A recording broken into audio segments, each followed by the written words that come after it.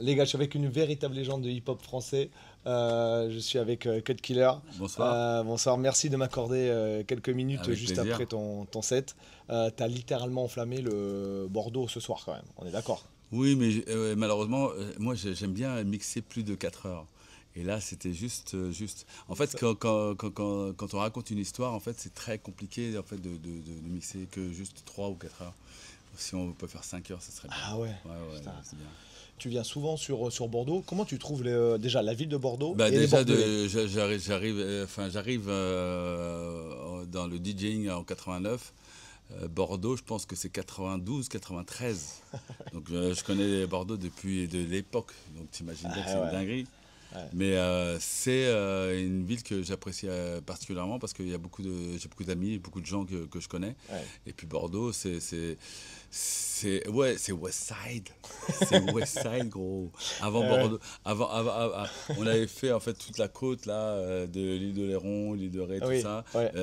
Biarritz, tout ça. Mais Bordeaux, c'était vraiment les prémices. Donc Bordeaux, Ouais, dingue. t'es chez toi. Ouais. Évidemment, on ne peut pas ne pas parler de la haine. La scène du mix est devenue culte. À l'époque, est-ce que tu te doutais que ça allait autant marquer la culture urbaine et le cinéma français? Mathieu Kassovitz, je le connais au moment où on était au Globo 89. On rencontre Vincent Cassel aussi, mais pour nous, ils sont pas connus, ils font partie de notre univers. On est un conglomérat de potes qui kiffent cette musique.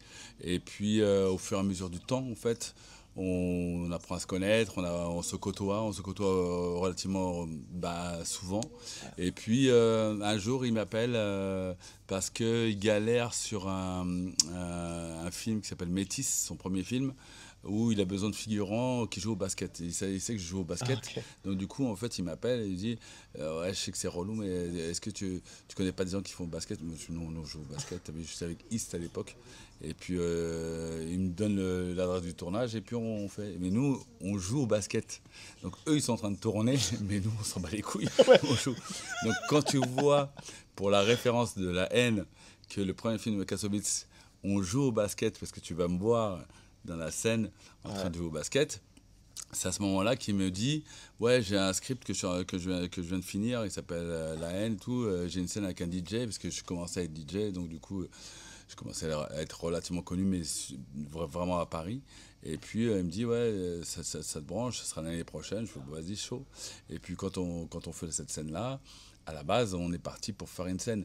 Il faut savoir que nous, le cinéma, on l'entend, mais il y a beaucoup de films américains qui sortent avec des DJ et tout ça. Donc le fait qu'ils me mettent dans une scène, moi j'ai envie de te dire, ouais, cool, mais pas plus que ça en Ouais. fait. Mais c'est cool, ça va, ça fonctionne. Parce qu'on n'a pas les entrées pour, dans le Oui. cinéma français, parce que déjà le cinéma français pour nous, mis à part Luc Besson, c'est très compliqué. Et puis quand on fait cette scène-là, forcément, bah ouais, ouais.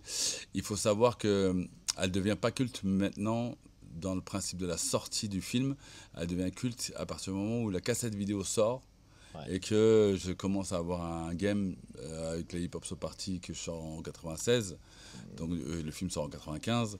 Donc du coup, en fait, c'est venu au fur et à mesure. C'est pas venu Ouais, dans c'est l'instant, en pas fait. d'un coup, ouais. C'était pas comme ça. Ouais. Et réellement, les gens commençaient à parler de cette scène-là, moi, de mon point de vue, à partir de 2002-2003, Ah oui, en vrai. Parce d'accord. que dans l'instant, c'était pas une évidence. Ouais. Il y avait un DJ qui faisait une scène, mais c'était pas un Oui, DJ connu, donc du coup, voilà. Et après, d'accord. le Ah fait que oui, j'ai eu mon parcours oui, je comprends. fait que ça crée une dynamique. Tu t'imaginais que 30 ans plus tard, des générations en parleraient encore quand même?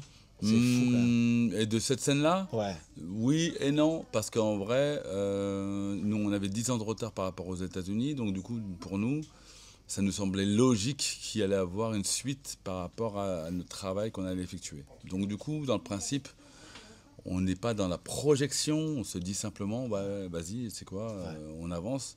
Et puis, au fur et à mesure du temps, on sait que ça va perdurer. Après, le reste, c'est l'histoire qui le raconte. Quel regard tu portes sur l'évolution du hip-hop français depuis les années 90 jusqu'à maintenant? Extraordinaire. Ouais, Extraordinaire. Bon, extraordinaire, oui, et en même temps, avec la génération plus la technologie, plus le fait qu'à un moment donné, on est passé de physique à streaming, c'est ouais, relativement compliqué. La consommation n'est pas la même. Et puis la manière de réflexion n'est pas la même. Ouais. Donc forcément, ceux qui ont entre 50 et 40 pensent que le rap d'aujourd'hui n'est pas assez intéressant, alors qu'en vrai, il y a quelque chose d'intéressant par rapport au fait que ça soit générationnel. Donc Ouais. ça fonctionne. Maintenant, t'écoutes ce que tu as envie, et après, si t'as pas envie, bah, t'écoutes ce que tu aimes, bah, un peu plus, pas plus, pas moins. Nos parents nous disaient, mais ce que t'écoutes, c'est de la merde. Et maintenant, nous, notre génération, Ouais, on leur dit. on dit à notre génération, Ouais. ce que vous écoutez, Ouais, c'est de la ouais. merde. Mais en On fait, leur dit la même chose. c'est pas une Ouais. vérité, en fait. Donc, du coup, ouais, ça fonctionne. Et en plus, ça a permis une évolution. Bon, après, on ne parlera pas du mouvement hip-hop, on ne parlera pas du mouvement du rap français. Il y a une évolution et franchement, elle est extraordinaire. Mais c'est ce qu'on voulait nous déjà à l'époque. Ouais. À l'époque, on se disait, ça serait bien qu'on puisse breaker. Et en fait, on a dit à nos enfants que vous alliez breaker. Donc ils ont breaké. Peu importe la manière, mais ils ont breaké. Ils ont breaké. Donc ça va, ça fonctionne. C'est vrai. Et là, Breaker, c'est pas genre breaker de danse, hein, on est bien d'accord. Hein. Je vous regarde, oui. vous êtes derrière les...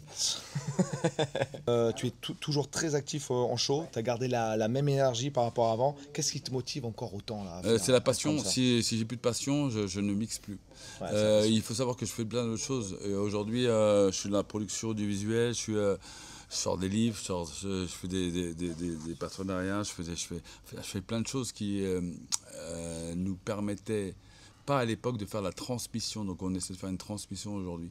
Donc la motivation, c'est de la transmission en fait. Donc Ouais. du coup, après, quand on est fatigué, qu'on n'a plus envie, si tu fais ça que pour l'argent, c'est mort. Ouais. Donc du coup, non, on ne fait pas ça pour l'argent. En plus, il te manquait Parce une heure ce qu'on soir. on gagne de l'argent ailleurs, ce qui fait Oui. qu'aujourd'hui, on peut se permettre de faire des choses qui nous permettent de s'activer dans un cadre où on se fait plaisir. Est-ce qu'on peut espérer le retour d'un hip-hop soul parti un jour? C'est pas nous qui décidons, parce que à partir de 2006, le principe des compilations a été annihilé. Parce que les maisons de disques ont trouvé que c'était pas nécessaire de faire des compilations. Ouais. Mais on peut faire ça de manière intègre et indépendante. Mais c'est encore un autre game. Mais c'est possible. On peut faire des playlists Spotify. Tu dois faire un blind test face à Joystar. Qui c'est qui gagne? C'est moi qui gagne, mais de large. C'est vrai. En revanche, mais il a des connaissances musicales qui sont plus énervées que les miennes.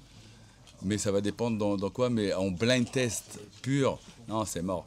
Par contre, si tu lui demandes quel style musical ou quelle musique il apprécie ou il écoute en ce moment, clairement, il est avant-gardiste énervé. Ouais, c'est vrai. Ça, il n'y a pas de problème.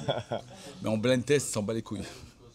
C'est Cut normal. Killer, merci beaucoup. Merci, Respect à c'est toi. plaisir. Et à bientôt sur les dates. Avec sur les plaisir. prochaines dates. Dinguerie, Cut Killer, toi-même, tu sais.